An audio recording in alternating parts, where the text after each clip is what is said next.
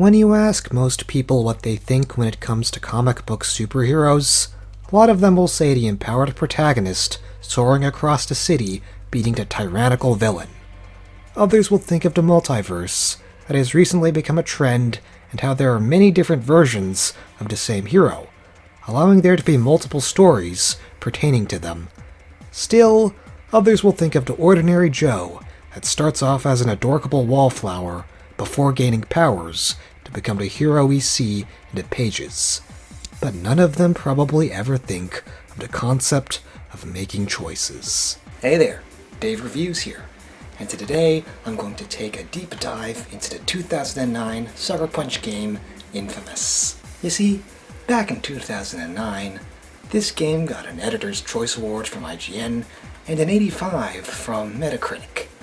However, time has passed, and has this really aged well?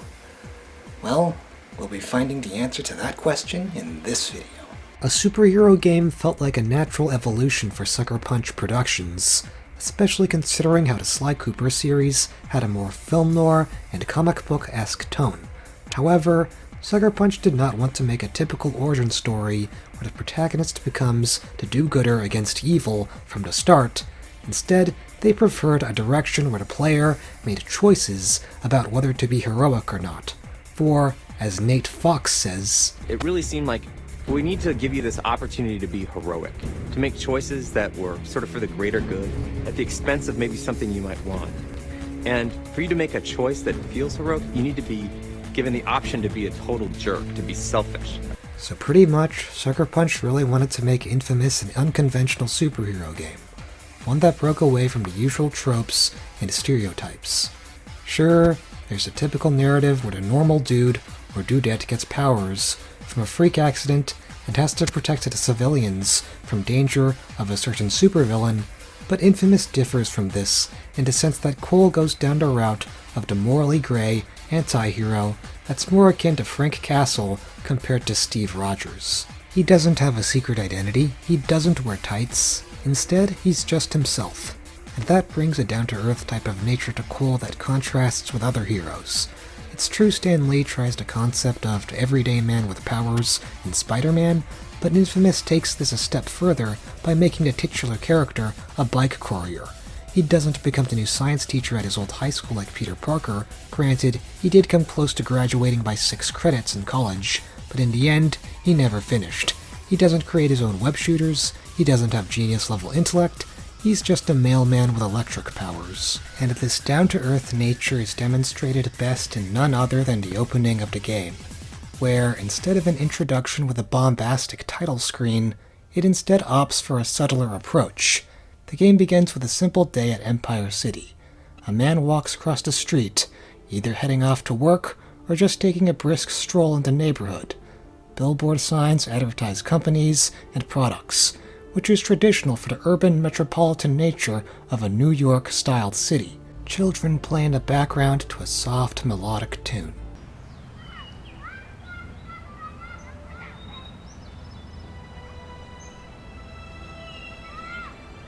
It feels like an ordinary day. That is until you press the start button.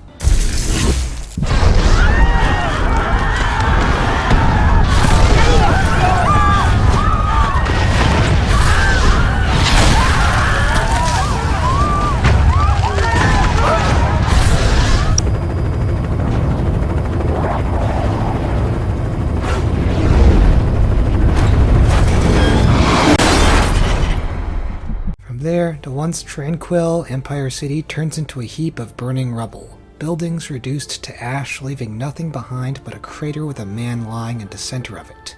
He looks like nothing special, with burns on the side of his face that's scarred with the same molten flames of Mustafar. He walks with a limp gait while feeling the same sense of confusion as the player that could only be described as bewilderment. Now this is how you start a game.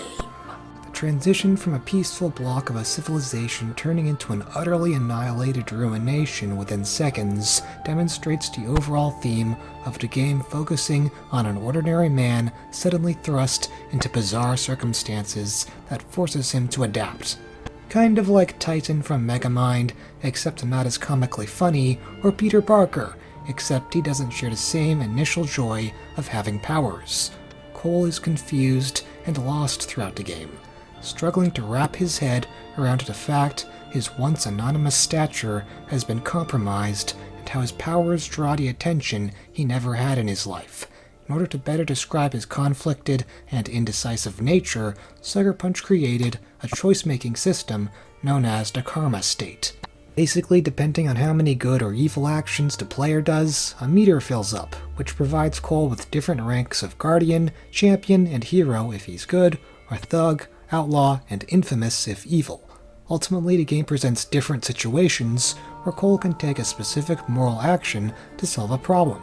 For instance, in the first Karma situation, Cole can either zap a pedestrian and take the food the government dropped off to help survive the quarantine, or let the people take it. In another instance, when people are trying to escape from Empire City, Cole has the option to shoot at the police from inside to start a riot, or shoot from the side to safely dispatch the cops. These on the surface might sound like real moral dilemmas, however, they are inconsequential in the end and don't really change much in the story.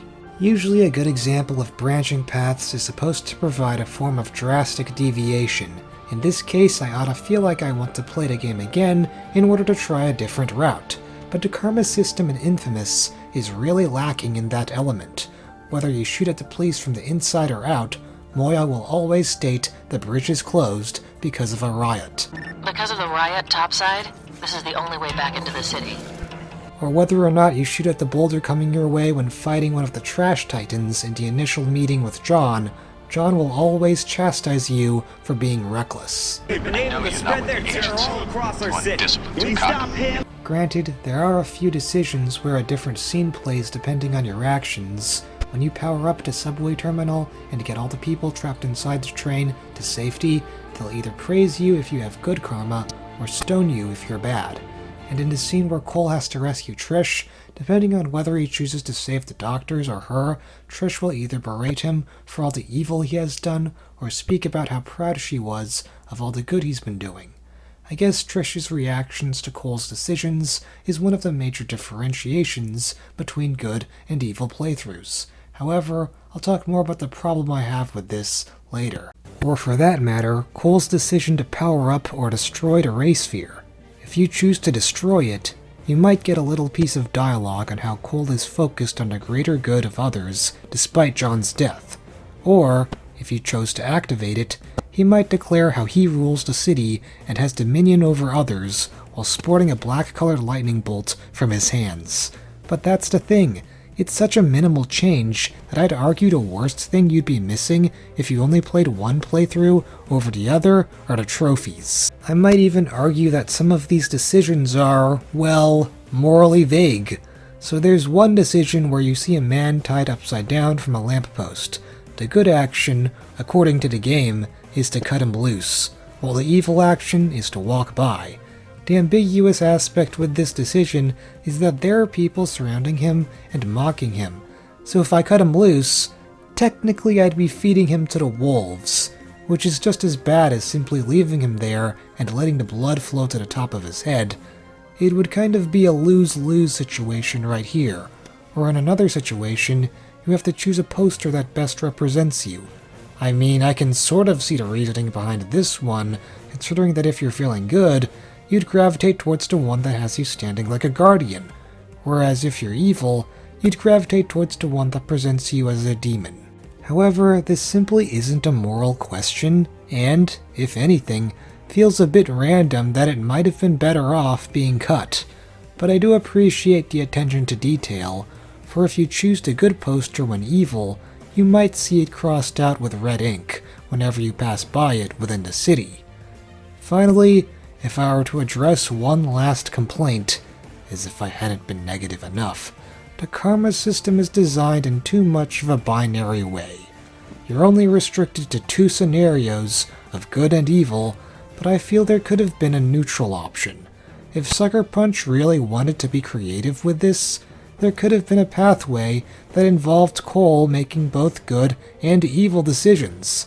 They sort of do this with the posters, but they could have expanded it to other areas. Maybe the civilians will respond with a mixture of aggression and praise.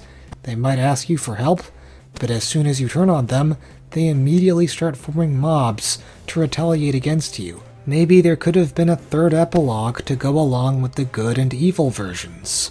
One where Cole is unsure of himself and what his place is in the grand scheme of life as a conduit.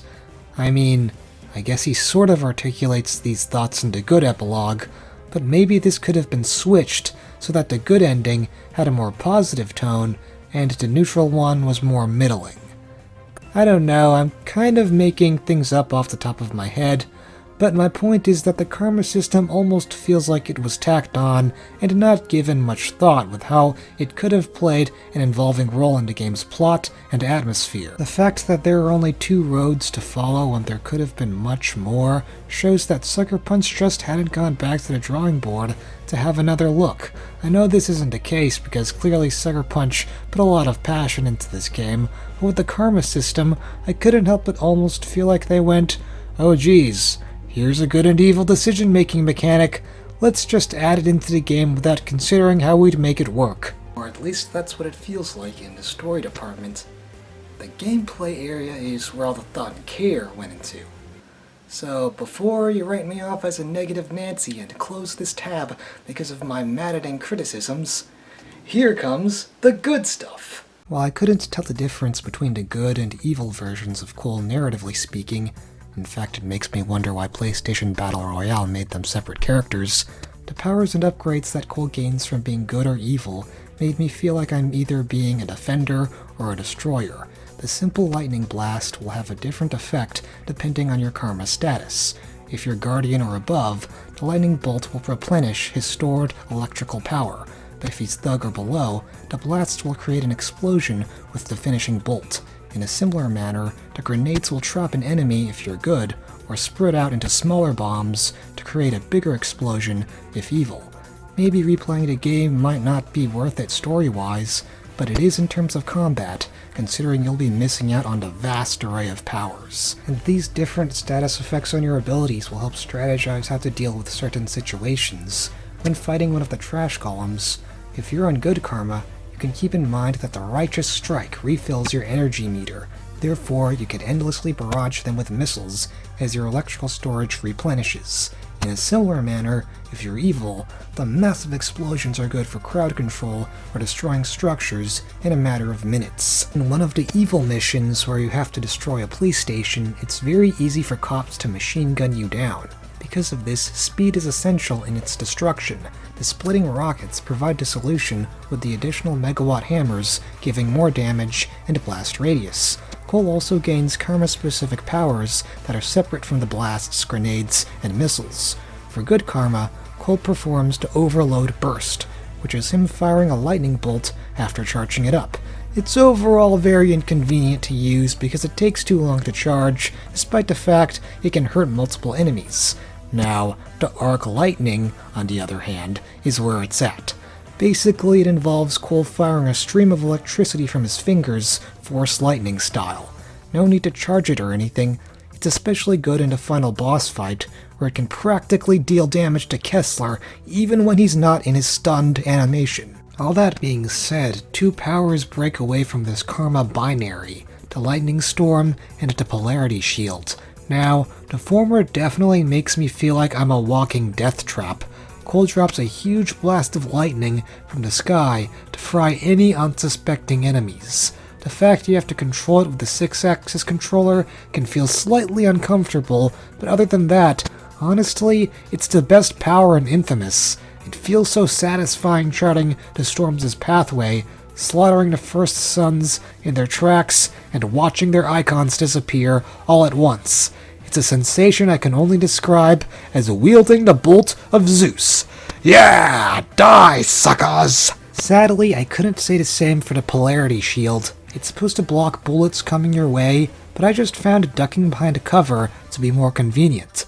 A lot of the time, I just would activate it by accident. To go along with the powers, there are different karma missions. inFAMOUS being a sandbox game has you running around doing menial tasks for others. However, the Karma missions have little quirks that separate them from the regular side quests. Both evil and good will have you working with different factions, so the good Karma missions are provided by Officer Warren and usually involve helping cops capture Reapers or defending a protest. The evil missions are more creative than the good ones, as Sasha will task you with working with Reapers or freeing a bunch of brainwashed civilians to do your bidding.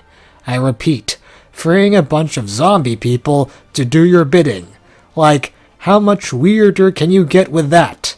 However, that's not nearly as fun as the missions that make you engage with absolute chaos. These missions involve Cole destroying everything in his path until the rampage meter goes up. Words cannot describe just how much fun it is to just annihilate everything in your midst.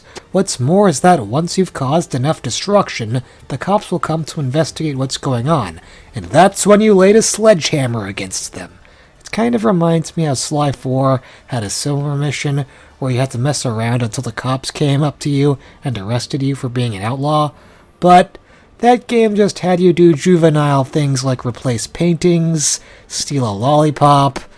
I mean, okay, that certainly makes a ruckus, but it's nothing compared to blowing up an entire row of cars, so take notes, Sanzaru. Oh, so you're saying you can do better, dipshit?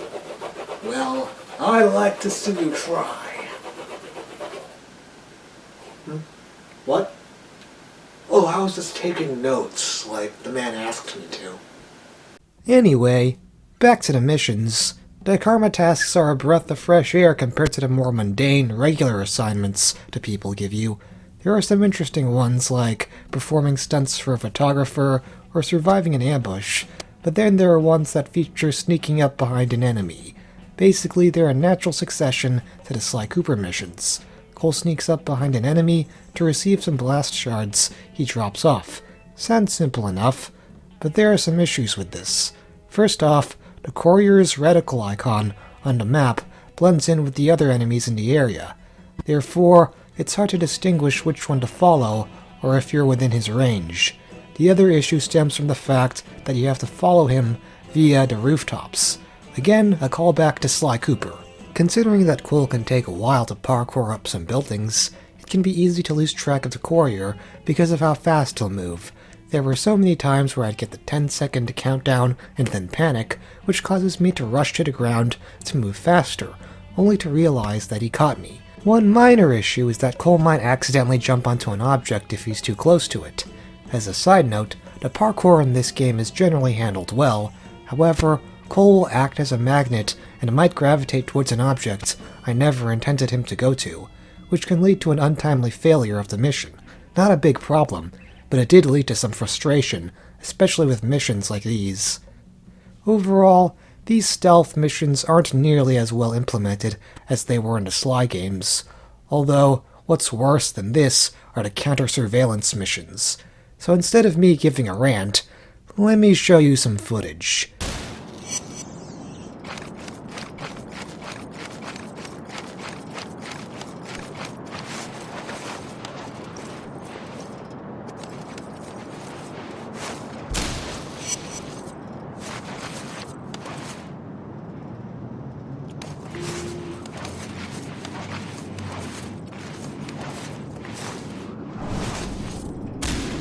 I think it explains for itself, but the worst part about these missions, you have to play several different versions of the same task in the districts. There were so many times where I walked up to a mission icon, curious as to what it was, only to become disappointed that it was just another counter-surveillance one. In fact, inFAMOUS likes to reuse assets and environments. In order to power up each district, Cole has to go down into sewers to turn on a generator. Thing is, he has to do this for each substation, so there are probably more sewer sections than Crash 2. Granted, they do try to change it a little with each visit, like add a new obstacle here and there, but they still feel similar. But thankfully, to make up for these repetitive environments, the exterior of Empire City does a good job at capturing the post-apocalyptic world affected by a quarantine. So much so that I don't mind the constant sound of Cole's pants swiveling while running around here.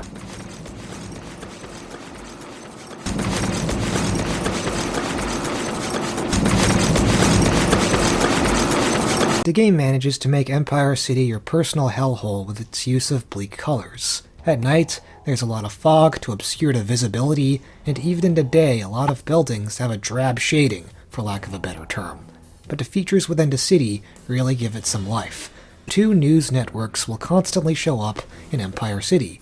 One of them is the Voice of Survival, and the other is the US TV News. The Voice of Survival seemingly sides with the common people. He mainly serves to arouse paranoia towards the central government and Cole by making conspiracy theories regarding how the politicians who supposedly care for them are really plotting against the civilians. At least 5 ships dropping mines in the harbor and 2 more blocking the harbor entrance with scrap metal.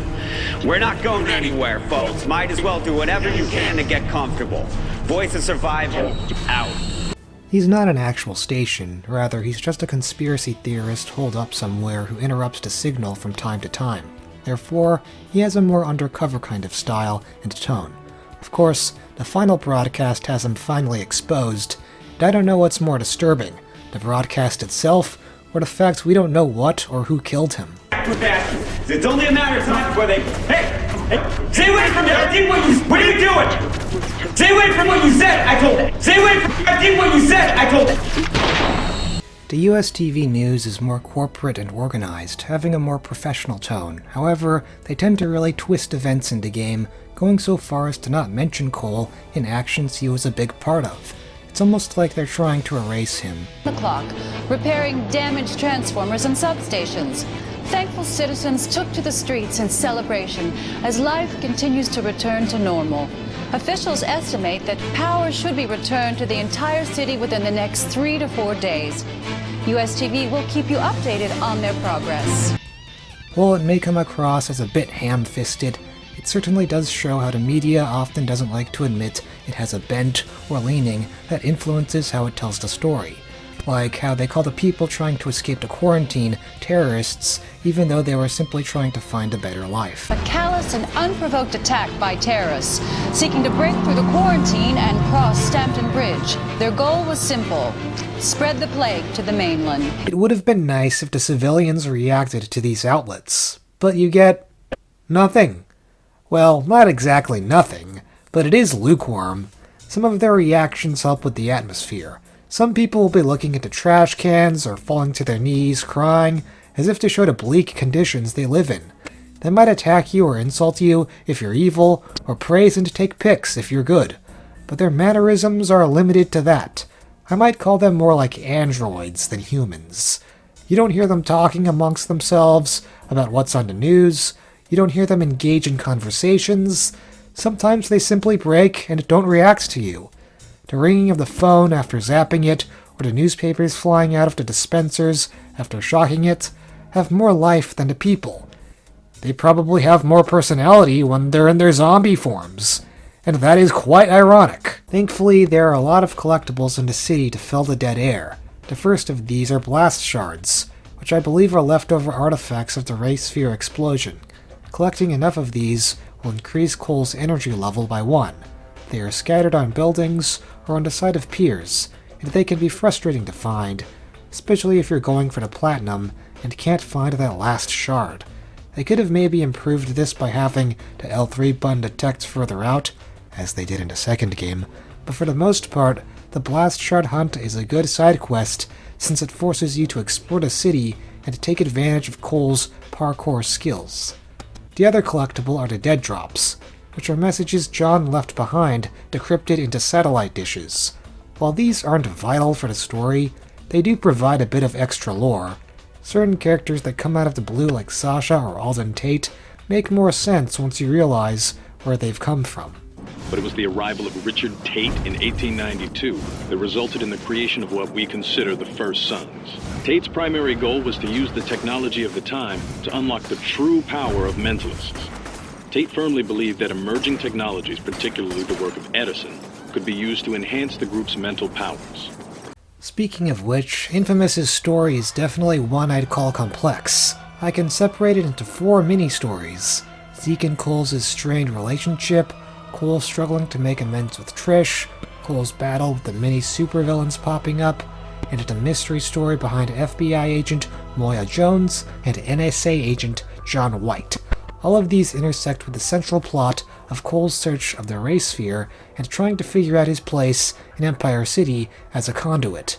The relationship between Cole and Zeke is the one that is most recurring.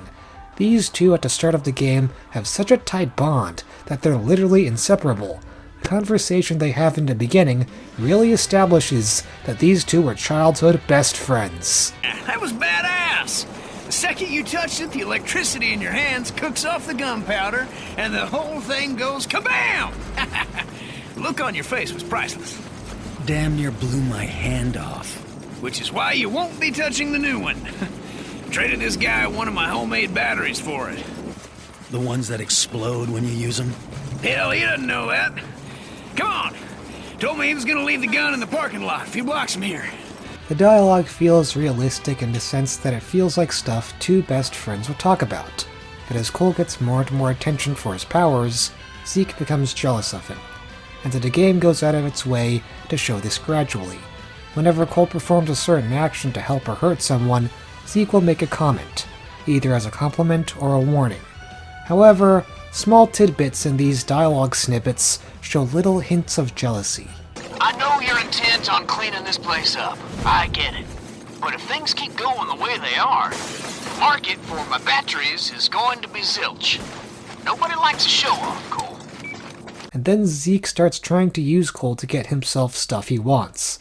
Like in the one mission where he uses Cole to find the killer of the brother of the girl he likes in order to impress her, this represents a rift in Cole and Zeke's relationship. It cumulates, with Zeke trying to interfere with the tasks Cole's assigned to, until finally he really shoves him under the bus by activating the Ray Sphere and joining Kessler, all in hopes of gaining powers of his own to be as famous as Cole. Some people might dismiss Zeke as a stupid, lazy asshole who ditches his best friend, but in truth, we all have a Zeke in us. To be honest, I'd describe myself as a Zeke with a sprinkle of Cole. I've been in relationships where my friend has something I don't, and I feel envious. Sure, I don't accidentally kill 1,000 people in the process, but I've had that low self-esteem. So as insufferable as Zeke might be, I just can't hate him. Now, I couldn't say the same for Trish. The voice of survival convinces her that Cole intentionally caused the explosion that killed her sister Amy. Now hold up. If she loved Cole, wouldn't she scrutinize this? How could she put so much trust in the voice of survival? I understand she'd be angry with losing her sister, but she also probably knows Cole at a more personal level than the voice of survival. Wouldn't it make more sense that she try to talk to Cole to see why he activated a Ray Sphere in the first place? You know, try to get all the details instead of instantly judging him? Maybe learning that your boyfriend was responsible for your sister's death is a shell-shocking experience, but I think she could have been written better. But as mentioned earlier, another aspect that bothers me is that her entire character is based upon the karma system. Because of this, she lacks agency. One example is a conversation they have of how angry Cole is towards Zeke. Trish will either comfort Cole and hope the two can make it up if he's good, or berate him for killing so many people if he's evil. Sadly, because of this, she's more of a reactionary to Cole's actions. Very few pieces of her dialogue are independent from the karma state. The only time where this isn't the case is where Cole needs to either rescue her or several doctors from Kessler's clutches. Not only is this a morally ambiguous decision, I mean wanting to save one of my loved ones isn't necessarily evil, but it's also not even a choice. For Trish dies whether you pick one or the other. I really feel like it would have been more interesting if there was a scene where Cole saved Trish, but because she was so upset at him, she chose to completely cut all connection with him, basically scorching the bridge and never looking back. With that, Cole would contemplate if it was really worth saving her. So, there was a bit of a missed opportunity with her character. If you think about it, maybe my idea doesn't change too much from the original story, but at least it would have guaranteed a choice with a different result. Moya is a better written female character. Her story arc mainly revolves around how she makes a deal with Cole that he find her husband, John White, and the Ray Sphere, and she to liberate him from the quarantine. As an FBI agent, she's mostly responsible for assigning Cole a lot of the story missions. However, Her tone towards him makes her seem uncaring, which makes one wonder if she has any ulterior motives. Given the state of our new partnership, I've taken the liberty of cloning your phone's frequency. I've got a lock on your GPS locator, and I can hear every word you say. And of course, when John himself admits confusion to her claims of being her husband, it becomes even more suspicious who she is and what exactly she's been planning. Now, it's true that the game doesn't really clarify who is lying. However, based on the rather surprised expression coming from Moya and her desperation to convince Cole back onto her side, kind of makes it feel like she's the one not being truthful. In many ways, she represents the government agencies that desire to use Cole for their own purposes, not caring a single damn about his own humanity. As John states, They still have you, their own personal WMD. My guess is that they'll capture you and lock you up, only letting you out when they need somebody wiped off the map. Well, at least I'm good for something. he doesn't have too much of a presence outside of the endgame before being the second victim to a karma decision. Although, from the time that you do spend with him, he comes across as stern and hard as nails. Not too dissimilar to Moya, except he actually cares for Cole. He kind of serves as that person warning Cole about the discrimination he'd receive for being a conduit, and that his powers don't make him invincible. Even though John and Moya aren't the most prominent characters in the game, it does set up a mystery subplot that kept me in suspense, especially if I didn't find Cole's personal struggles to be engaging. It's interesting how this subplot focuses on the way the government sees Cole as a tool to be used, which goes into the whole blessing versus curse dichotomy, considering that his powers arguably do more to take away his personhood instead of expand upon it. Of course, as is typical of comic book heroes, inFAMOUS has its fair share of villains. 3 to be exact. Sasha, Alden, and Kessler each have their strengths and weaknesses when it comes to characterization. Sasha feels like a villain that comes out of the blue and is one of those characters where you have to collect the dead drops to know more of her. However, that aspect can be looked past, considering how intimidating and seductive she is. Ever since Cole was infected by her tar, she'll literally randomly get in Cole's head throughout the game and mess with him, telepathetically trying to draw him away from Trish to make him paranoid. I can't believe you, Cole.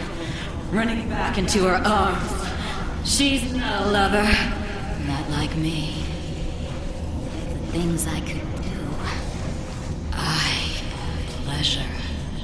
She of course controls the Reapers and is the one using the tar to capture random citizens and pump them until they're corrupted. A generic plot for just any old villain, but another aspect that makes Sasha more threatening is her design. The hood is pulled up a little too much over her head, almost as if she's trying to conceal something. Her true nature is a mystery, considering her multi-layered tongues look beyond mortal. Or it could be a special tar that is making her be that way, as the Reapers have a somewhat similar characteristic. Overall, Sucker Punch added just enough intrigue to make Sasha a threat. Sadly, I couldn't say the same for Alden Tate. Not to be confused with Andrew Tate. Well, that came out of nowhere.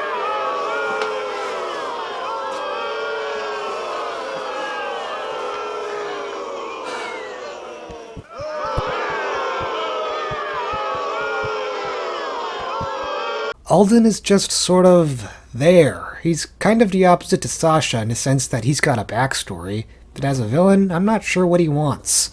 Well, actually I do. He wants to reclaim the inheritance of the first sons that Kessler stole using the Dustmen. It's just a little confusing how he wanted to do this.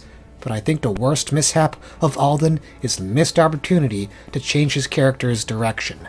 After engaging in a long and grueling boss fight, Alden gives Cole the opportunity to join him in order to defeat Kessler. Claimed you wanted to work with me to get revenge, to join forces and kill Kessler.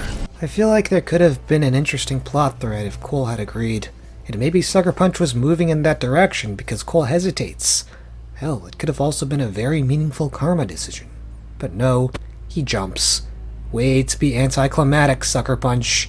Oh well. Alden and Cole battling Kessler can only exist in my fanfiction. Would have been more creative to see a decision like this play out, instead of the simple karma choices given throughout the game. Speaking of Kessler, he'd probably win the award of being the most prominent villain that has the least screen time. Sucker Punch took their time to create a villain that didn't care about killing the protagonist. Usually guys like the Green Goblin want to discover the hero's secret identity, then use it in order to kill their loved ones and make the hero suffer. And while Kessler does do that, his reasons have less to do with vengeance, and more to do with trying to strengthen Cole through testing. Arguably, in this sense, Kessler might not be considered evil. Why he puts Cole through these tests is vague, which keeps the player curious and wanting to play on.